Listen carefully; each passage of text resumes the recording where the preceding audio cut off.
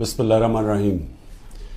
इय्याका नअबुदु व इय्याका नस्तईन। मेरे पाकिस्तानियों, जब मैं अटक झील में गैर कानूनी तौर पर कैद था, मुझे फर्श पर सोना पड़ा था और मुझ पर कीड़े मकोड़े और मच्छर थे, लेकिन वक्त गुजरने के साथ तो अच्छी तरह से एडजस्ट कर चुका हूं।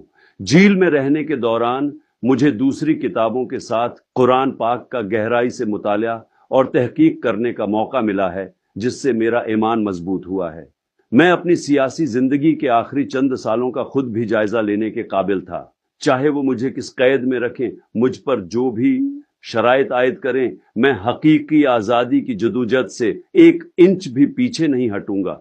कि मैं पाकिस्तान के साथ जीना और मरना है, और मैं अपनी सरजमीन छोड़कर कहीं नहीं जाऊंगा। जहां तक साइफर केस का ताल्लुक है, तो ये बोगस केस साबिक आर्मी चीफ जनरल बाजवा और डोनाल्ड लो को तहफ़्फ़ुज़ फराहम करने के लिए बनाया गया है। मेरी हुकूमत के खिलाफ जनरल बाजवा ने गद्दारी का इर्तिकाब किया। हुकूमत की तब्दीली के लिए गैर मुल्की साजिश की तहकीकात करने के बजाय इस गद्दारी के बारे में पाकिस्तानी अवाम, इस मुल्क के हकीकी मुहाफिजों को आगाह करने पर मेरे खिलाफ मुकदमा दर्ज किया गया।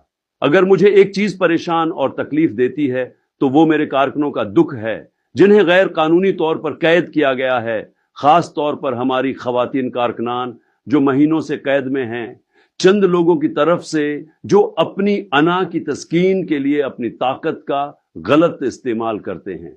मैं अदलिया से अपील करता हूं कि वे इंसाफ फराहम करे और हमारे कारकुनों की फौरी रहाई का हुक्म दे। आखिर में हिम्मत ना हारें। आजमाइश का ये वक्त खत्म हो जाएगा, क्योंकि अल्लाह कहता है कि हर मुश्किल के साथ आसानी है।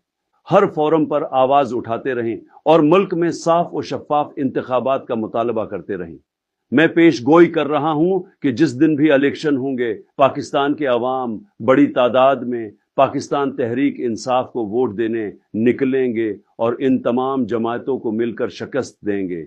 ये लोग कितना ही धोखा दें, उनका मकदर सिर्फ शिकस्त है। पाकिस्तान जिंदाबाद।